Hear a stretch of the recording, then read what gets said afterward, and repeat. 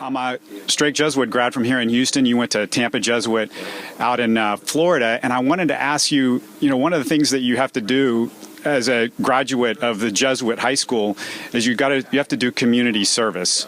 And I wondered what you did for your community service, and is that informed what you think you might want to do in the future if you were to stay in the big leagues for a while? Yeah, I mean, Jesuit was an unbelievable all-around experience. I think it gives you different perspective on life, entering Jesuit to leaving. Those are kind of the key years in people's life going through high school. You find out who you are, you kind of get your identity about yourself, understanding and realizing that God puts you in a position to be able to help others and do things for other people is extremely important. And I think, going forward, you just kind of have to decide, where your heart lies. But when I was at Jesuit, I did a lot of work with special needs kids, especially a program called Challenger Baseball, which was set up by our head coach at Jesuit. And we would go out to the field a couple times, on the weekend and just play baseball with these kids who were handicapped. But I think that's where I almost fell in love with the game all over again, because these kids one time a week would go play baseball, and you could tell it was just the highlight of their life, really.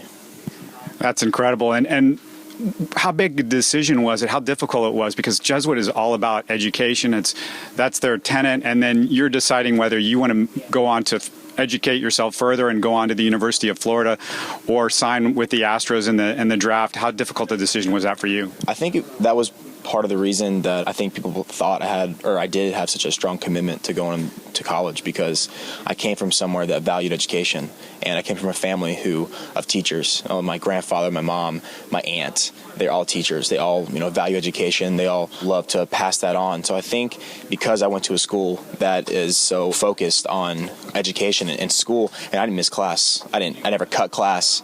I never missed a test, got an extension on a test because of sports, none of that stuff. So I think just because of the way that went was why I was so inclined to go to Florida, and really the perfect storm of things were going to have to happen for me to be able to sign with the club.